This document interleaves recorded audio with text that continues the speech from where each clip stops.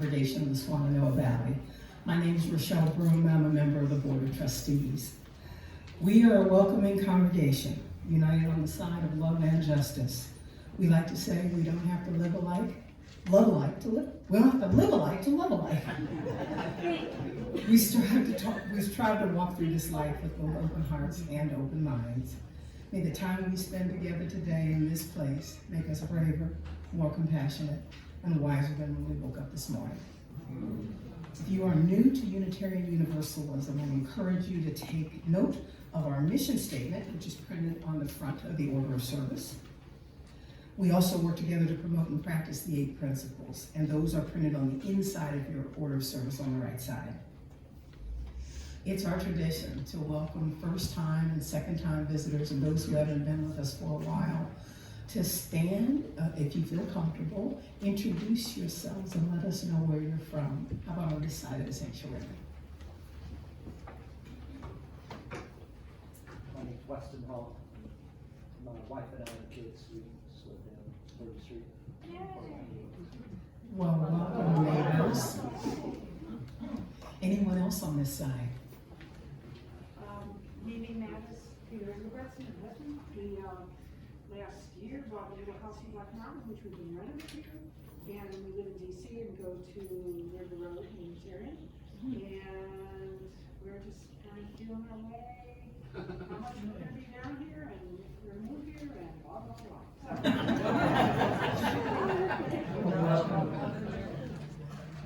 Anyone else on this side of the sanctuary? How about on this side? I'm Carolyn Stagg from the Unitarian Universalist Church of Silver Spring, Maryland, and I'm here to do the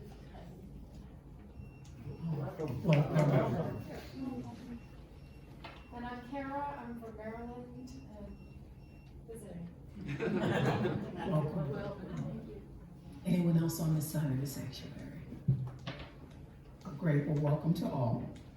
We are exceedingly glad that you're here with us. If you're interested in learning more about us, or you'd like to receive our newsletter, or find out more about how you can be involved in this community, there's a white card either in the back of the pews or on the table in the foyer. You can fill that out, give us your contact information, we can reach out to you. Yes, indeed. Announcements, I have 2. One is that Susan Enright Hicks, our adult RE and Kids RE director, is going to be leading a discussion on justice, and there is a sign-up sheet out in the foyer if you are interested in that. I'm sorry, the portico. Oh, I'm sorry, the portico. Cookie table. Oh, the cookies. Okay, it's about the cookies. No, what Friday is about the cookies. It is a trap. It's a good trap. Are they Oreos?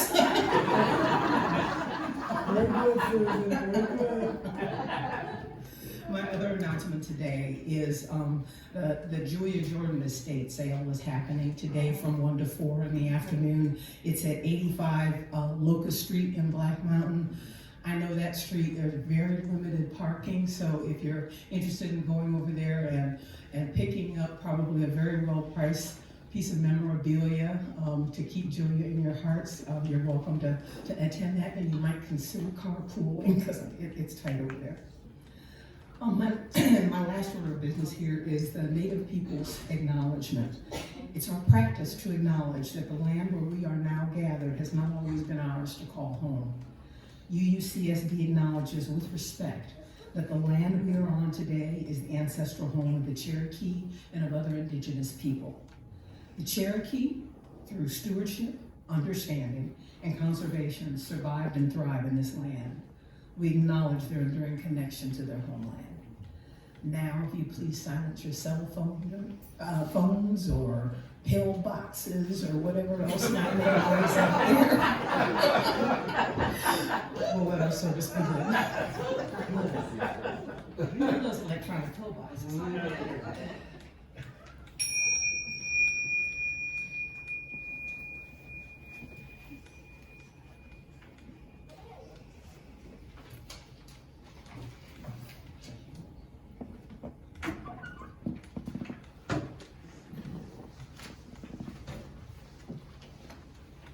Come into this place of peace. and let its silence heal your spirit. Come into this place of memory and let its history warm your soul.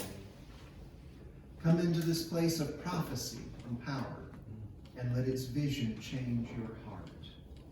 May the light we now kindle inspire us to use our powers to heal and not to harm, to help and not to hinder, to bless and not to curse, to serve you, Spirit of freedom.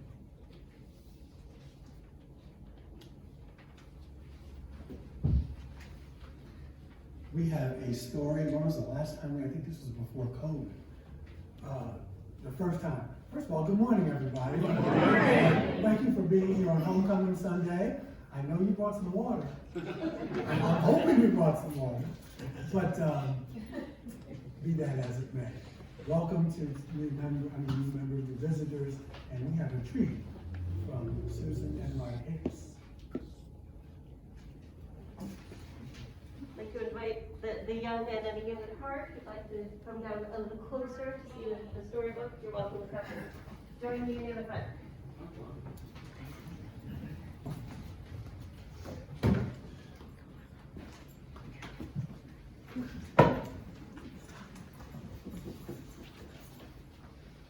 So this morning's story is called The Circles All Around Us, and it's written by, our story is written by Brad Montague and illustrated by Brad and Christy Montague, and it's called The Circles All Around Us.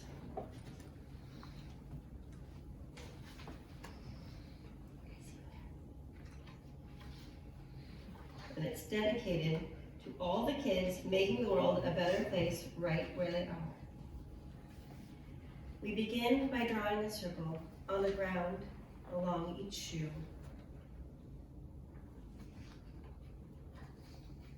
A safe little place for just one person, nobody in the circle but you.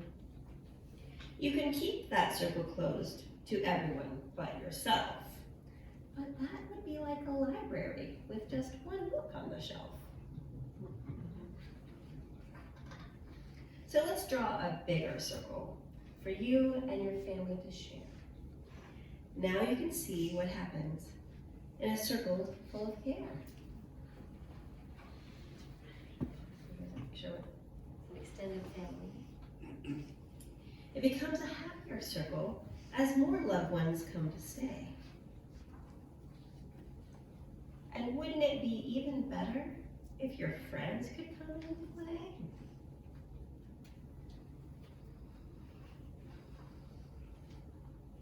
So you draw a larger circle, even bigger than it's been, and a few more people, you let them know that they're welcome to come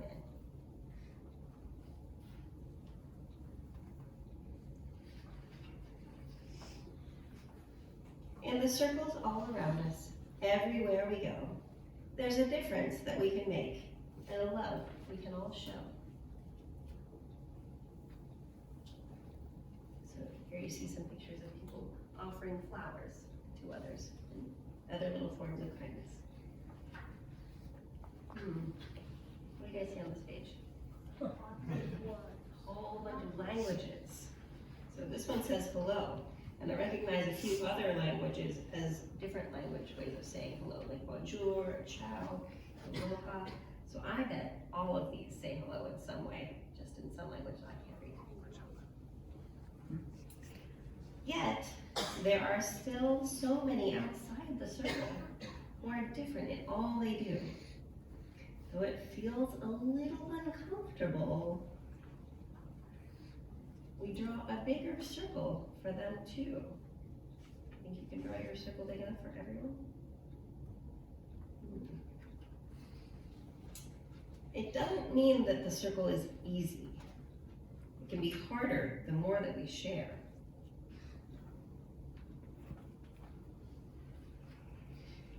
But wonderful things can happen when love is known and felt everywhere.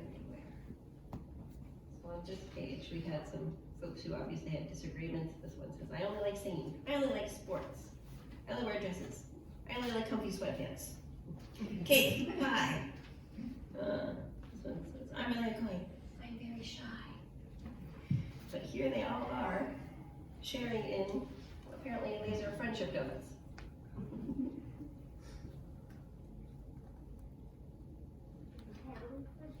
Friendship donuts do sound better than fighting over cake pie. As time passes, our eyes open and we see others we really care for. And that's when we ask ourselves, well, what's the circle even really there for?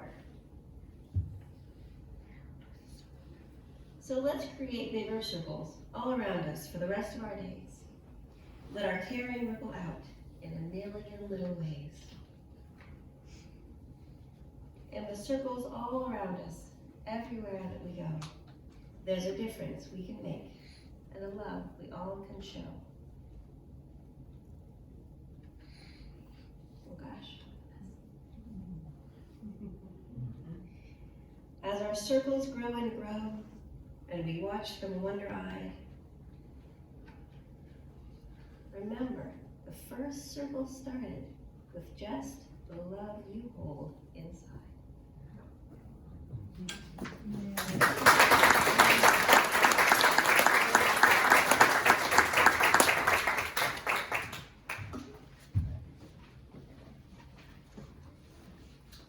As I was saying, we haven't done that in about 2.5 years. It's always good to have some younger energy in the house. And because if we don't have that, then we're not growing. And we want to have more young folks in the congregation. And so having said that, this is a Sunday where most, if not all, Unitarian Universalist congregations in the continental United States have what we call our homecoming Sunday. It's usually done after Labor Day. Occasionally, some churches will even do it in first or second week in October, but usually in September. And so we usually have our water communion. And of course, when Easter comes, we have the flower communion. But some of you I may not see again until then.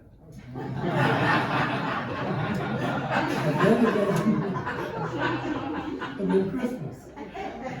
So, but having said that,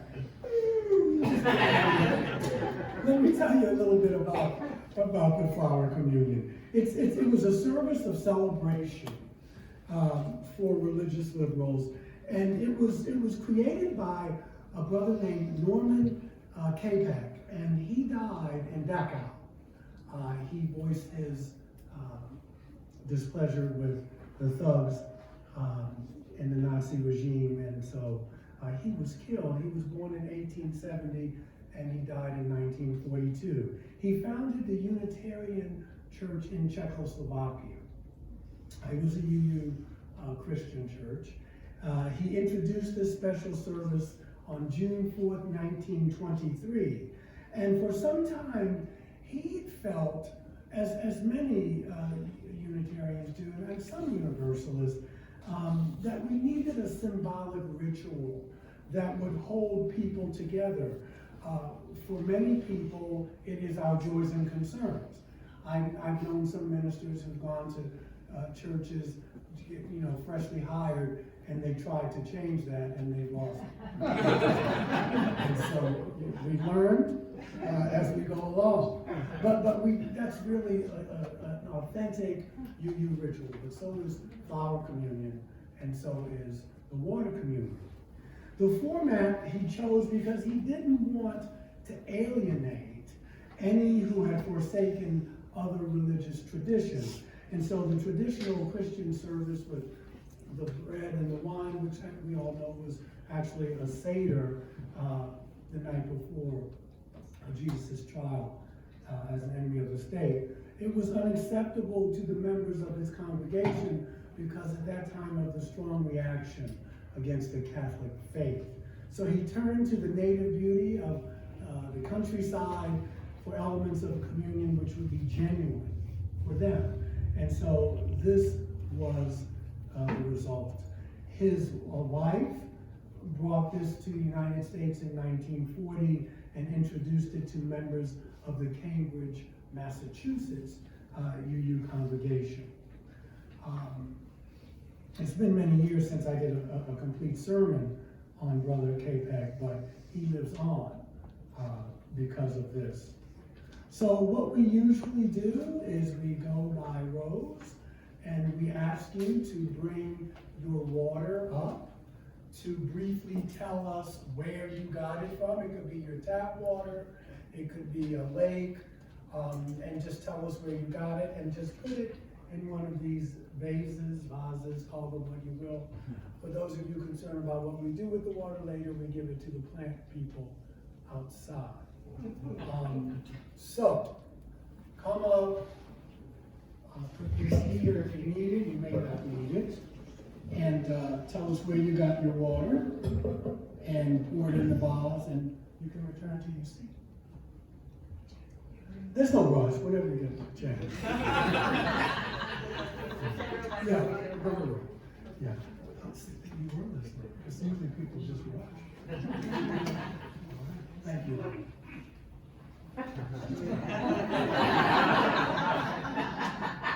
She's a mime.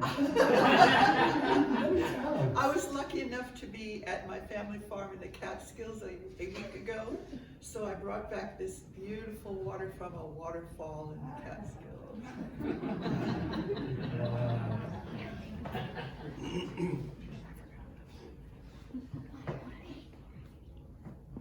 Well, actually, this is tap water, but it represents water from the Atlantic Ocean off Topsail Beach in North Carolina, where we spent a week with our extended family, 5 adults and 5 teenagers. Lots of fun.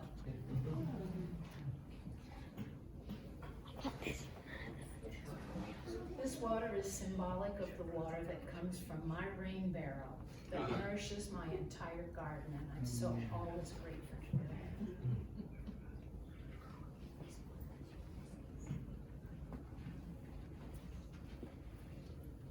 And Mary and I are one accord. This water represents the same thing. Rain barrels next to my greenhouse, a cycle of life.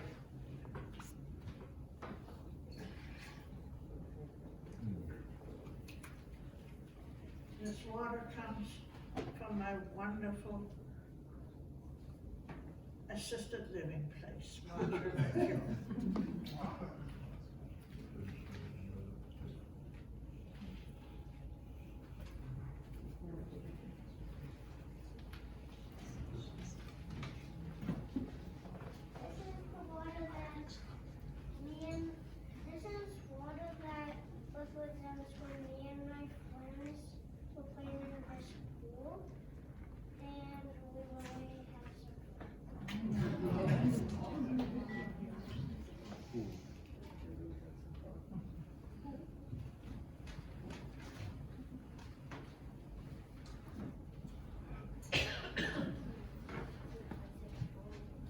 Water I have is from Ingalls. It's in my car. Well, I'll take your lesson. This water is from my brook up in New Hampshire on the Canadian border, where I stubbed out my last cigarette 42 years ago.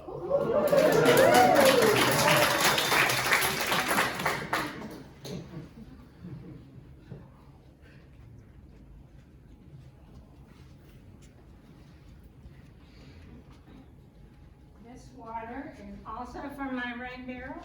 And if we had so much rain, it just overflowed all summer. So.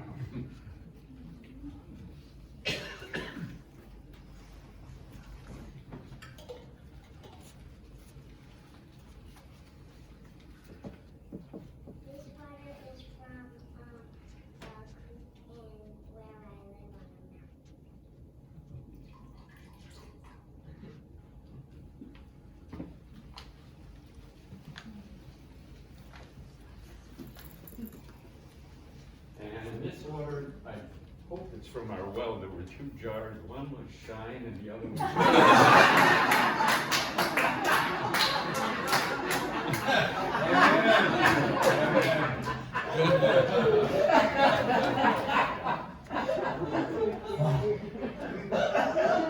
This water's from a rainstorm a couple of days ago, and my 2 springs on my property, which nourish myself and my property. Burnsville.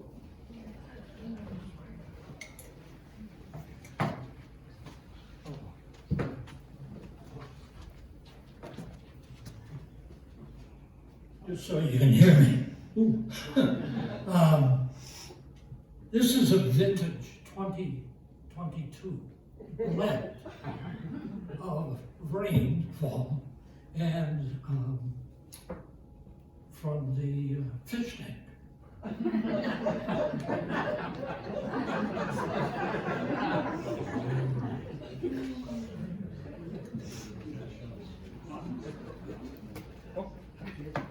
I forgot to bring water. So this water is from my mouth. And it's the tears of joy and tears of sorrow for what's going on in our world today. Hey, there's 3 drops came out.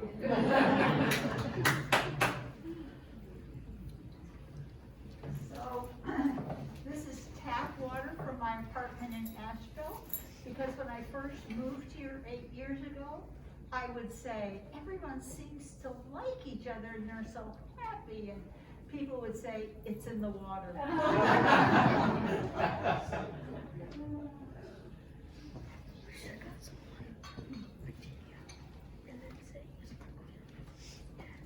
have some of that invisible freeze-dried water from Lake Michigan, which is near my hometown, and I really miss it up there sometimes.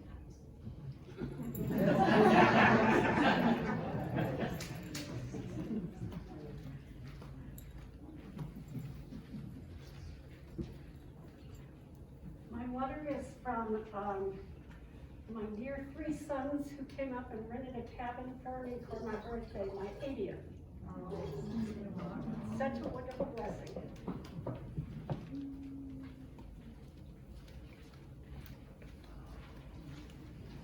My water is the imaginary water from all of those rain barrels and the streams up here in the hills as they go down to the low country and meet the ocean in Beaufort, South Carolina.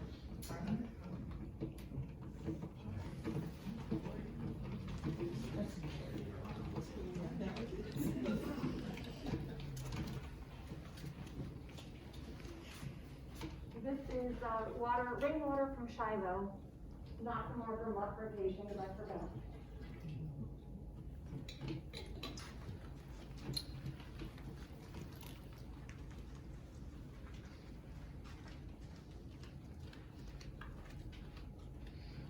This is water from Mexico Beach, Florida, where I took my 5 grands, ages 9 to 3, to the beach, along with her mother. And when they got back,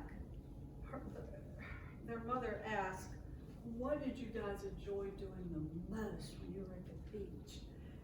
And the consensus was the board games, which we would have done at home.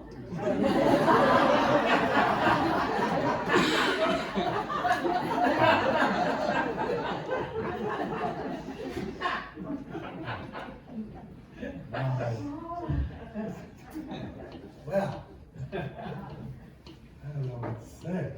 I think the flowers will be very grateful, especially if there is shine. I want to, before, the service hasn't really started yet. The service starts at the first hymn. I want to read you something called The Tao of Water. Water is life. We can agree on that. Where there is life, there is water. And so this water represents our travels and our experiences, and we bring this water to share, as we just did and placed in these vases. But water also has lessons to teach us, if we are willing to learn. Water is relentless. It never stops exerting its force. Water does not try to be something it is not. It is a force of nature. It is not moral nor immoral. When it is restricted, it seeks the weakest spot of any obstruction and applies constant force until it is free. Water is not passive, but it can be. When water is obstructed, it changes and repositions itself. Water seeks opportunity. Given the slightest opening, it will pass through and will widen the opening if possible. Water seeks to do the easiest thing as long as it can.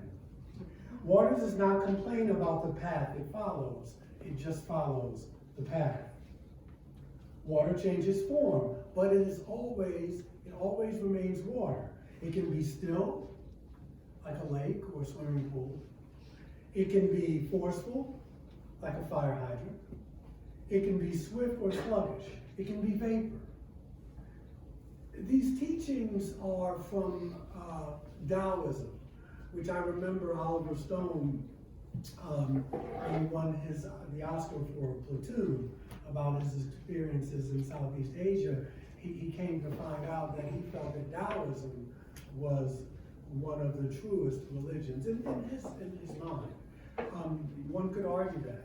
Taoism does not identify humanity's will as the root problem. Rather, Taoism asserts that humanity must place its will in the harmony of the universe, of nature. Taoist philosophy recognizes that the universe already works harmoniously according to its own ways, and the problems come when we try to interfere with that. So if a person exerts his or her will against or upon the world, he or she disrupts the harmony of the flow of life and goes against that flow. Look at climate change, for example. Taoism is a return to the interconnected whole. Being like water, we can be gentle, yet immensely possible. We forget this. Immensely powerful.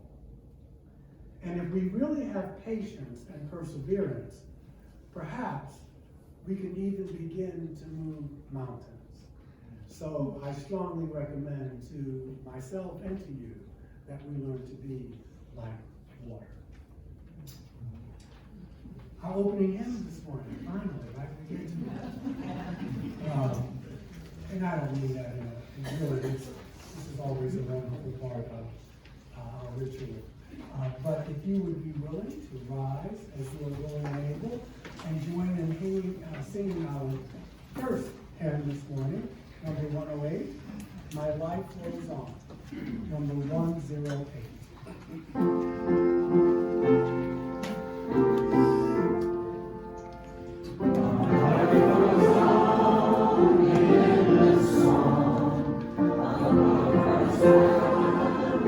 Creation,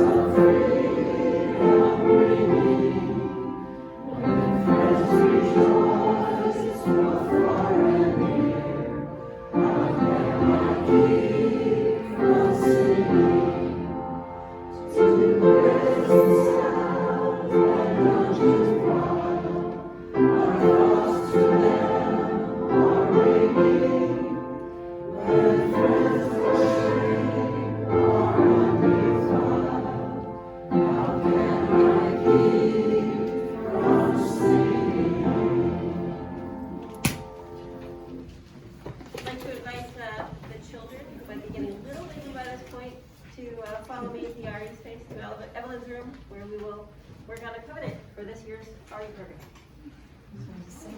Yeah, sing it out.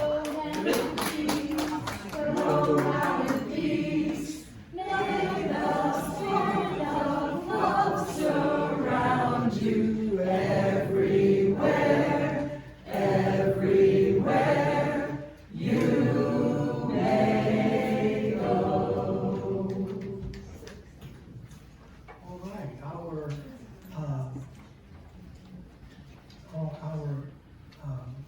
responsive reading is number 633. But you know what? I don't want to do that one because I was going to do that one next week. You gotta be quick on your feet. I was going to do that next week.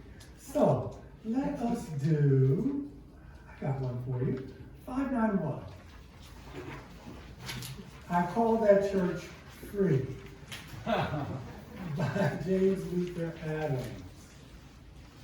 I call that church free which enters into covenant and the ultimate source of existence. That's the saving and transforming power, not made with human hands. It binds together families and generations, protecting against the idolatry of any human claim to absolute truth or authority. This covenant is the charter and responsibility and joy of worship in the face of death as well as life. I call that church free which brings individuals into a caring, trusting fellowship. That protects and nourishes their integrity and spiritual freedom that yearns to belong to the Church Universal. It is open to insight and conscience from every source. It bursts through rigid tradition, giving rise to new and living language, to new and broader fellowship. It is the pilgrim church, a servant church, on an adventure of the Spirit.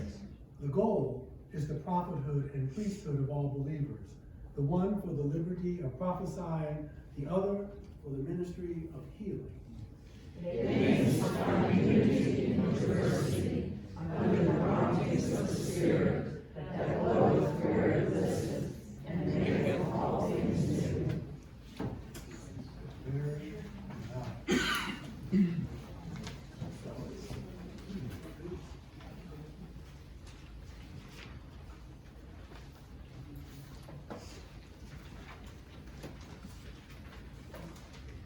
It's second, oops, hello?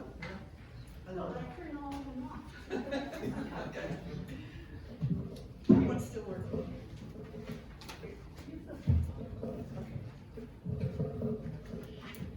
It's second Sunday, and this is Sue Stone performing for us today. Music has been part of Sue's life since she began taking piano lessons at age 7, when her mother got tired of hearing her trying to play.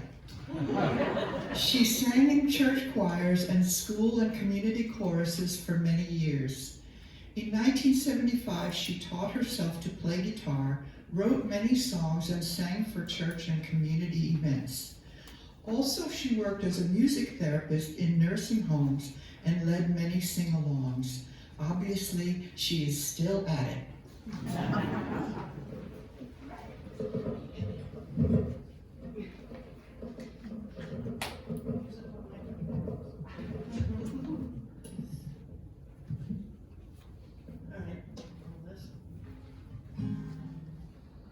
So this is a song by an inspirational singer-songwriter. Is it on? Yeah. Charlie Thweet. And this is one of his songs that I particularly like. But when I was practicing it, I realized I needed to do a little tinkering with pronouns. So it's not exactly the way he wrote it, but close enough.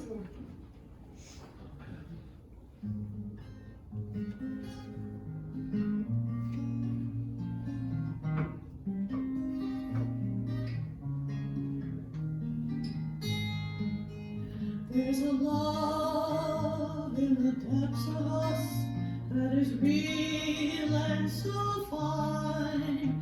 There's a sense that we sometimes reach that's beyond our place and time.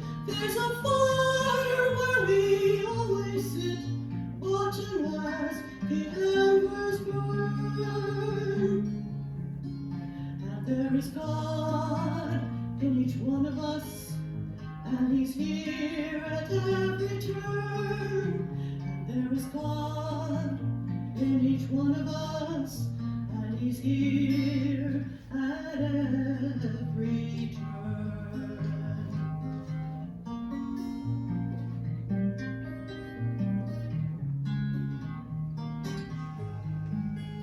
There's a light in the heart of us we may not know we've got.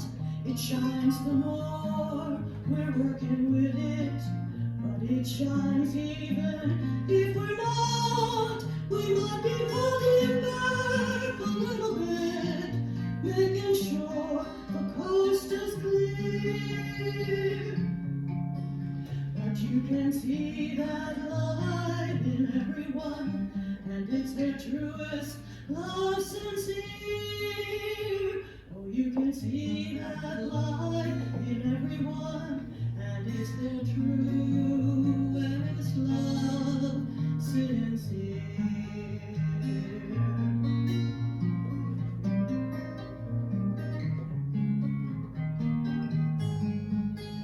There's a love in the depths of us that is real and so fine. There's a sense that we sometimes reach that's beyond our place and time. There's a fire where we always sit, watching as the embers burn. And there is God in each one of us, and she's here at every turn. And there is God in each one of us, and she's here at every turn.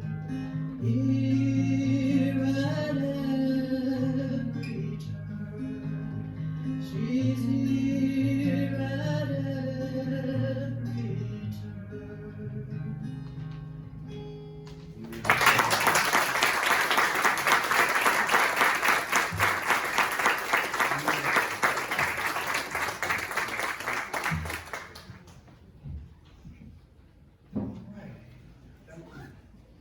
So this is the time in the service when we invite you to come up and share a joy or sorrow.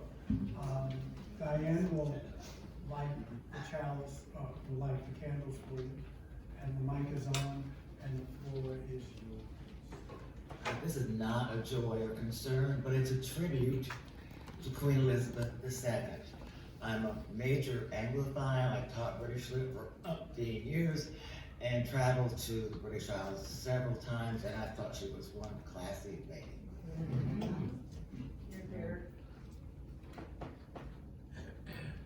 So this might sound kind of like an announcement, but it's actually a joy for me. I recently discovered a website, nonprofit organization called Vote Forward, which helps volunteers to write letters to people to encourage them to vote. And I have written now, I guess, 160 of them, and I just feel so good about doing this. I just feel like I'm doing something to help. So it's really a joy.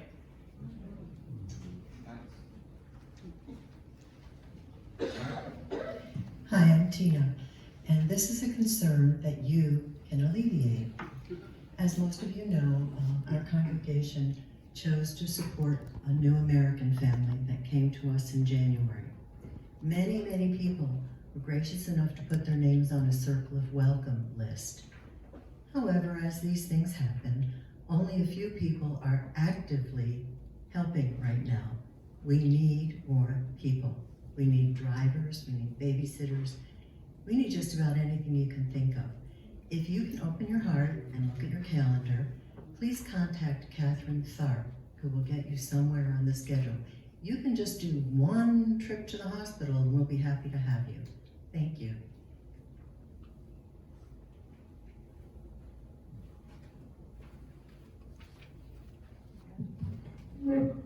I'm Andy Reed, and I'm going to indulge myself and ask you to indulge me for a moment, because I have a joy that I want to share, and it takes a moment to explain.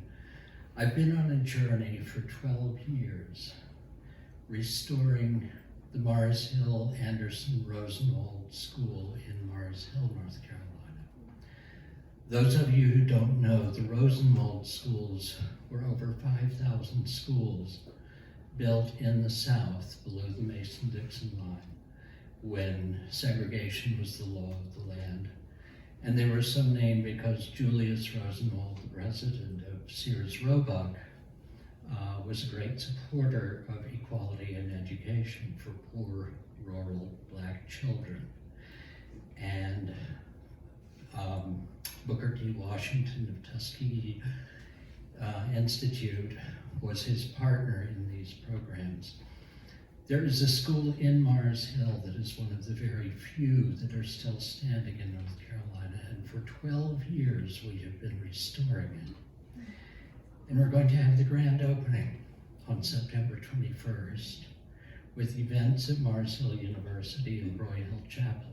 And we want everyone to come and learn about the historic work that was done there, the students who graduated, who studied there. And it's, for me, a very emotional moment because after 12 years of working to restore the building and generate the stories from alumni and researchers and historians, we are coming out with a book about the project.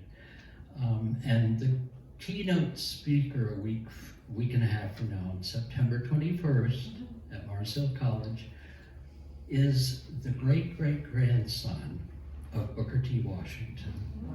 And he also is the great-great-great-grandson of Stephen O. Douglas. So I have so much emotion about this journey we've been on that I want to share it with you all, and hope that those of you who feel so inclined will come share it with us on September 21st. What time? The events start at 3 p.m.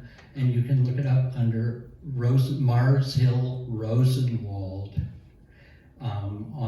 and it will get you to the website and the information at Mars Hill University. So, thank you.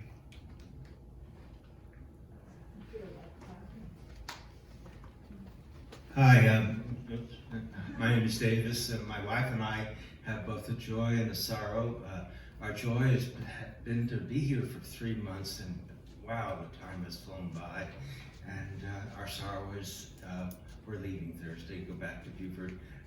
We're still trying to have a house built here, and hopefully we will succeed, but I know we will return. Thank you.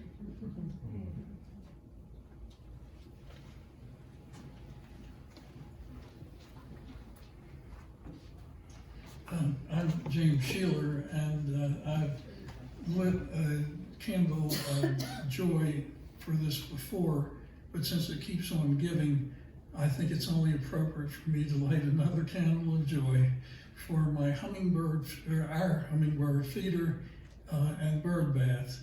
It's just amazing that I came here this morning because I was watching it before we came here. It just captivates you. It's great to try and understand the sociology of these hummingbirds as they fly around each other and chase each other around. It's just, it's amazing how it captures you, gets you away from the TV sometimes too.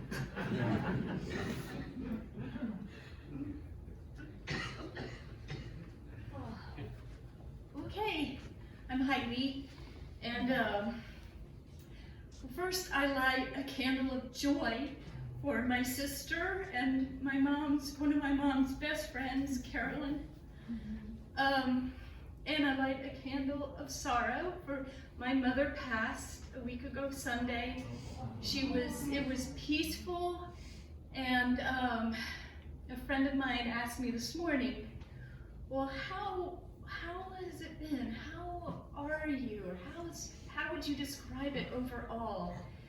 And I say fantastic, because I got to spend 2.5 years with my mom, caring for her, and my sister and I were a team. for my mom, and she died where she wanted to be, and she loved birds, thank you, James, and she loved social action, thank you, whatever your name is that I know. Andy. So we're in grieving and celebration, and there. Thank you too, because you've helped me through this, and you can keep holding me while I continue to process. Thank you.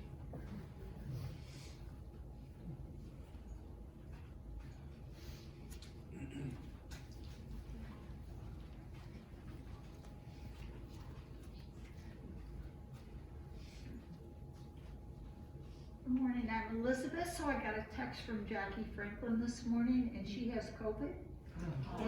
And as you know, she just had surgery on her shoulder. So I asked her what she'll need during the necessary quarantine, and she indicated that she would let me know. She has food in the freezer that people brought for her surgery, and she has a neighbor next door that can do small errands, but that's just to let you know. Thank you.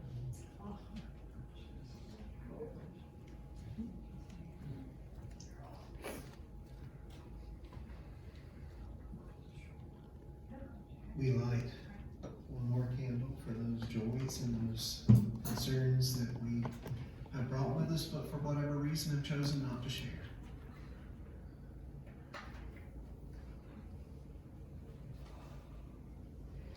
I encourage you to take a deep breath or two and just allow yourself to relax. If you want to close your eyes, you can close your eyes.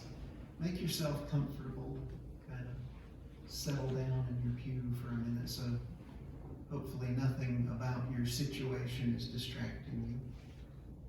I want to spend a few minutes thinking about home and homecoming. What is home? I suspect it's a little different for each of us. For some of us, the home we grew up in was a place where we felt safe and warm and loved. A place where we knew they always had our back and they'd always be there for us. But let's not forget, it wasn't that way for all of us. For some of us, home is a problematic concept because the home we grew up in was a place where we had to tread lightly and fly under the radar and try to be invisible as much as we could. So we've had to look elsewhere to find what we call home, what feels like home inside us. Some of us who grew up in a traditional Christian church had a different sense of homecoming. I remember singing a hymn, "We'll work till Jesus comes, then we'll be gathered home." That is one of the things I miss the most about my traditional Christian faith, or at least I did miss it the most. Oddly enough, I've come to rediscover it in recent years. Those who've had a near brush with the end of this life often report an experience where they felt warm and accepted and loved, where they felt like they had come home. So much so that when they were told they had to come back here, they didn't want to. I've begun to believe, and again, I use that word not very often, but I've begun to suspect and even to believe that when we come to the end of this temporary, experimental state that we call life, and the illusion of our individuality melts away, like that last pat of butter in a pan, melting down or that last piece of an iceberg, separated from all the water on the planet for thousands of years in some cases. And that last piece lets go and melts into the ocean where it always belonged. Maybe it's like that. Maybe that's what it is. But we can find a taste of that in this life. I hope we all do. If you haven't found it, I hope you find it soon. You might even find it right here among this group of people. So I say to you, welcome home.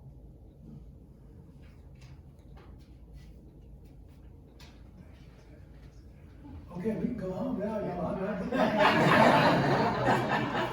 And we can watch football and thank you, brother. That was beautiful. Okay.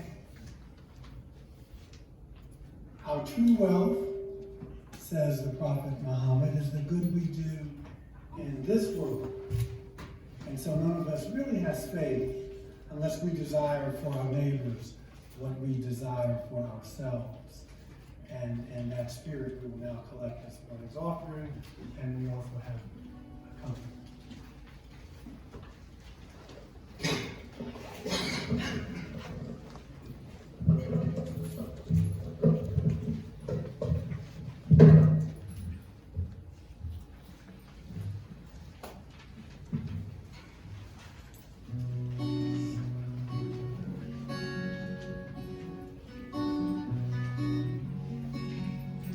Autumn sun on yellow leaves floods the earth with gold. White clouds sail a bright blue sky, the grass is soft and green. Grapes in the vineyard, apples on the trees. October is a wonderland, a rainbow-colored dream. White and purple flowers dance across the field. Wind sweep through the branches, chasing colors through the air. The crystal brook is sprinkled with leaves like colored stars. Milkweed drifts across my path like snowflakes on a breeze.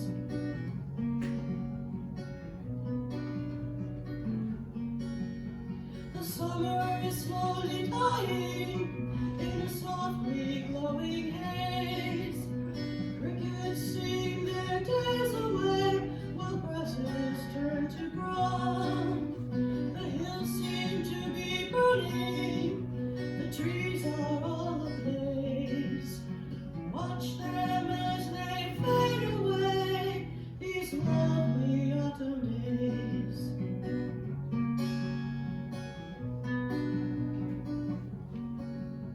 It's hard to think of winter, of cold and blowing snow. Just like it's hard to think of death, though it will come, I know. And nature seems to celebrate the changes winter brings. Joyously she goes to sleep until another spring. Joyously she goes to sleep until another spring.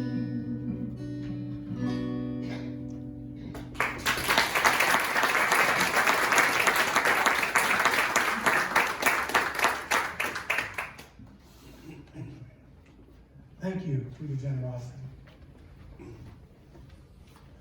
So I want to echo some of the themes that Tim brought up about home. American novelist Thomas Wolfe was once quoted as saying that you really can never go home again. But the stories of the human race are replete with homecoming stories of people who in fact did go home again. And in many cases, they recognized what home was really for the very first time. In contrast to Thomas Wolfe's observation, Rod Sterling, the writer famous for the hit television show The Twilight Zone, said that everybody has a home that he or she can go back to. And I like that idea because it's so very human, for there is a need innately in each and every one of us, I believe, to long for a place where you can hang your hat, or a kind of geographical room that you can crawl back into. Now that could be a place where you grew up, it could be a neighborhood, obviously a family, a community, it could be a congregation, a state of mind even, whatever it is for you. It's a place where one can be reasonably sure that this is something or some place that no one can really take from you. So regardless of where we're from, or even where we've been, or even where we may be going, we all want and need a place that we can say, this is home. And we can all relate to this idea of a geographical room to crawl back into from time to time. Sometimes we try and reclaim that during things that we call family reunions, or high school class reunions, or simply get-togethers, or even the service today, a homecoming day or service.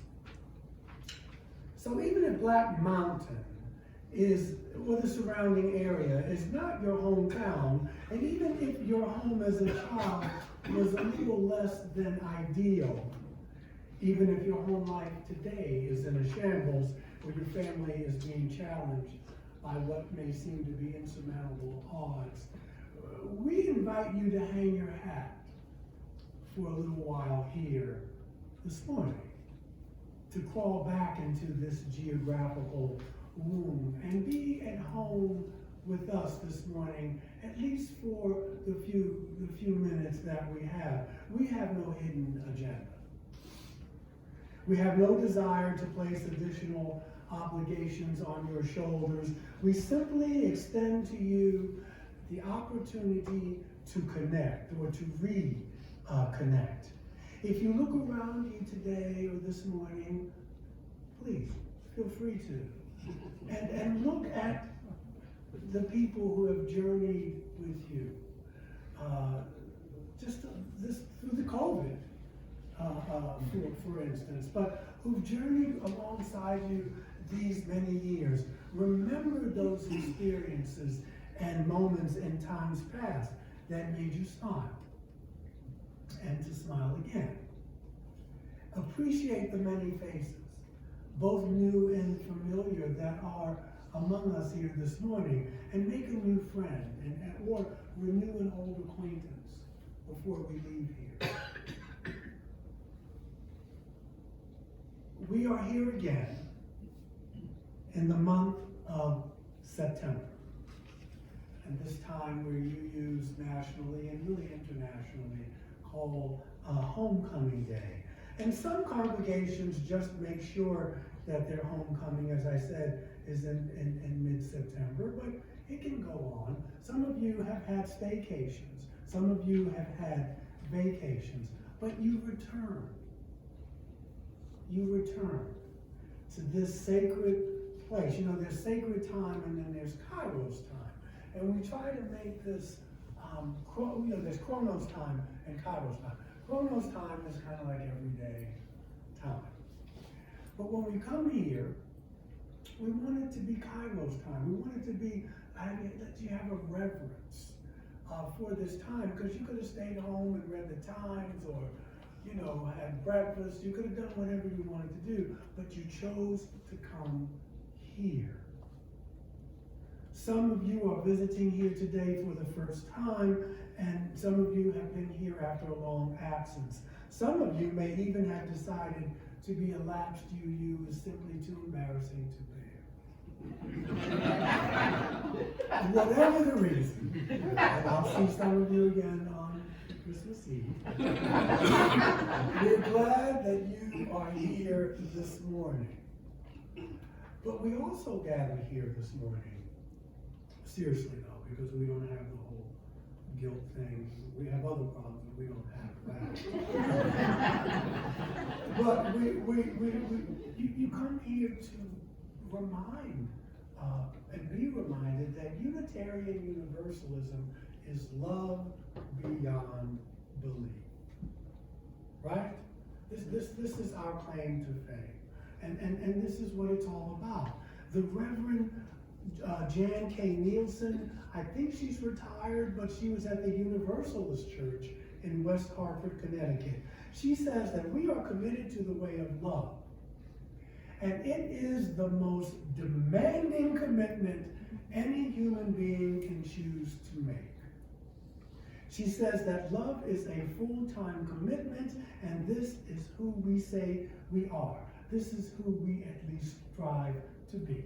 We fall down, we get back up. But this is who we are. And we take the 8 principles very seriously, just as seriously as those who sacrifice that we might be here today. We're not just a few liberals gathered around talking. We have a history where people lost their lives for saying some of the stuff that you and I say so glibly up here. And I remind you of that because the words of Howard Thurman come to mind, the mystic that he was, that to live life is serious business. Now that's not to say that one is not to enjoy frivolity and humor at times, but it is to say that life is to be lived and it is to be taken seriously. The moments are precious and we do not want to squander them here on earth. And yes, there is the argument that the universe doesn't really waste anything, but we know that life is precious. Heidi touched on this. Tim touched on this. We come here to be reminded that about what we say we're committed to. In the good times and challenging times, and we're here together. One of our own has lost a family member. We're here together to walk this journey as much as we can, because a lot of the inner work has to be with the individual, but she's not alone. And so we are fortunate to have seen the changes that we have worked for on this nation and on this planet. And yes, there are miles to go before we sleep. Hackneyed term, but in the words of the first woman to be ordained in these United States, Universalist Olympia Brown, she says, stand by this faith. Work for it and sacrifice for it. There is nothing in all the world so important as to be loyal to this faith, Unitarian Universalism, which has placed before us the loftiest of ideals, which has comforted us in sorrow and strengthened us for noble duty and made the world beautiful. So I love this idea of Homecoming Sunday because it lifts up the primary need that we all have in all of us, and that is what? That's the need to belong. That's what we're talking about here, the need to belong. And we welcome all of you here and encourage you in the belief that if you find your sense of being at home in the world while on your life journey, hopefully we can assist you in that. And so we invite you to come here as you are. We invite you to get involved. We want to hear your stories. We want to hear stories about your life journey, the journey that brought you here to this community.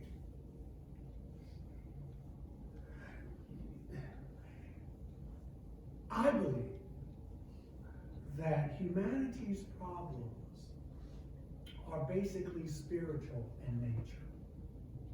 I mean, it's muddy the bit. We go into your country and, you know, the Ukraine, and we've done a few things ourselves, and we oppress people. But you know, we're all in it up to our you-know-whats. Nobody's innocent.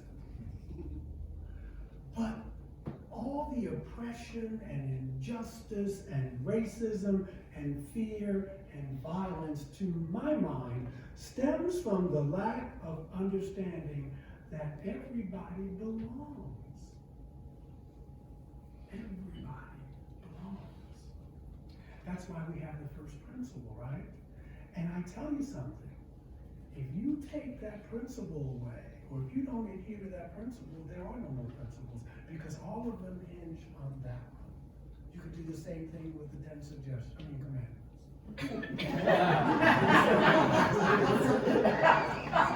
And so, ladies and gentlemen, I've offended once again, but my point is that there is a unity in our diversity. Tim said, this illusion of separation, it's an illusion, this is BS. And so, but there is a law of one. There is a law of one. Because it is the work of the ego to believe in separateness and division. The notion of home or homecoming is to settle into a place where you can ideally feel comfortable and safe.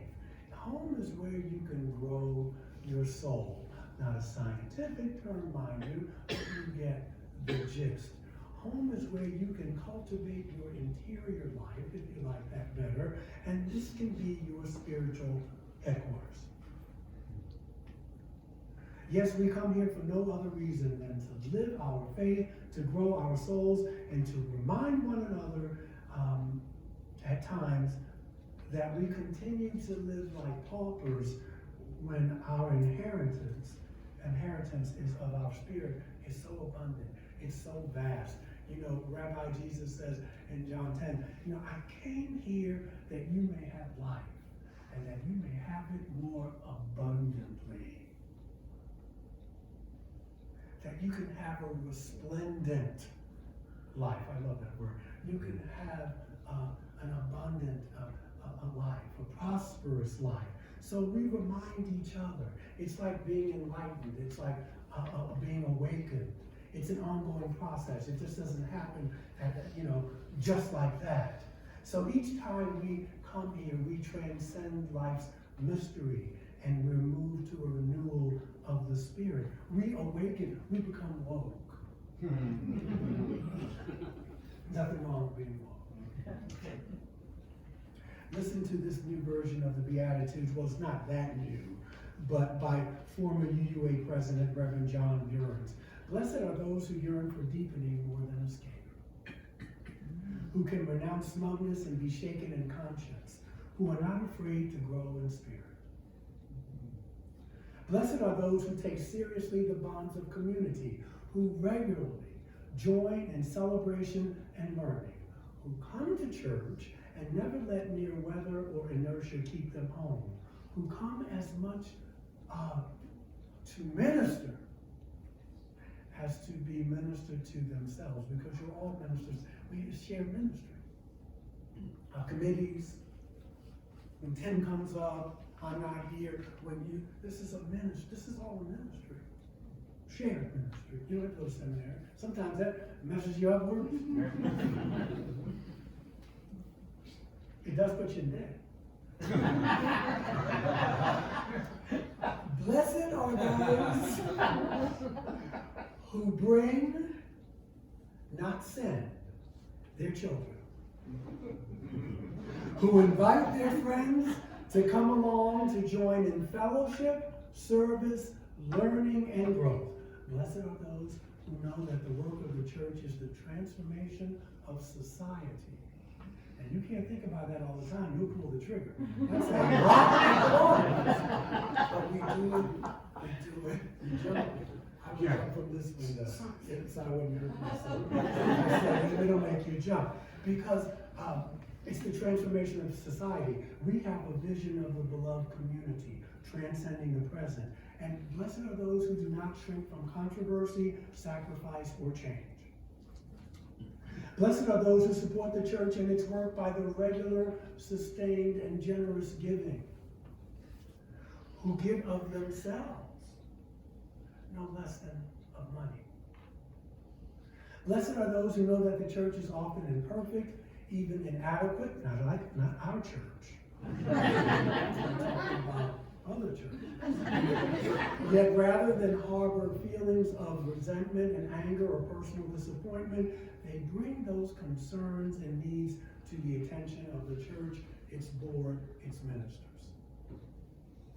Blessed are those who, when asked to serve, do it gladly, who realize that the change brought about through human meeting and gathering is the work of all committees, and they stay till the end. Blessed are those who speak their minds in meetings, Lord have mercy, who can take and give criticism, who keep alive their sense of humor. Blessed are you indeed. Okay, it's time. It's always longer because we have, the community.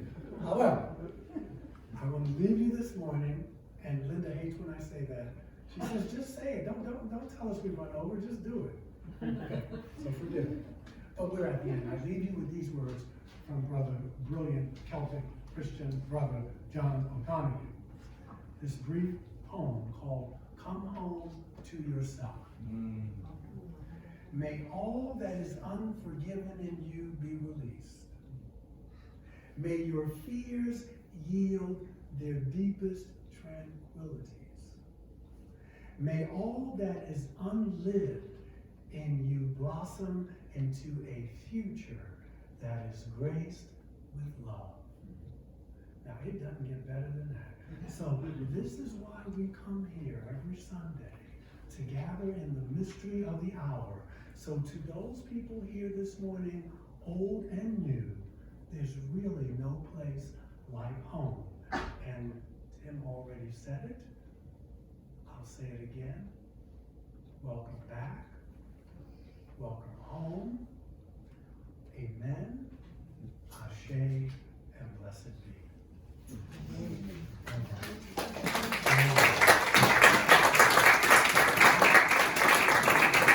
Okay, so NFL Sunday.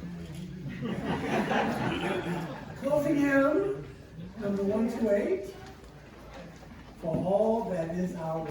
Please rise as you are willing and able.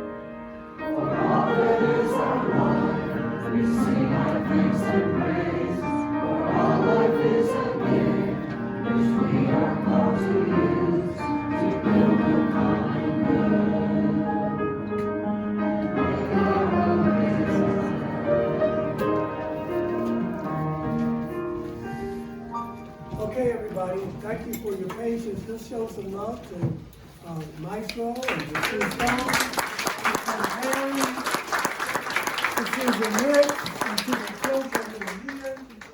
May the love which overcomes all differences, which heals all wounds, which puts to flight all of our fears, reconcile all who are separated, we from they and they from us. Be in us and among us, now and always. Have a wonderful week. See you next Sunday.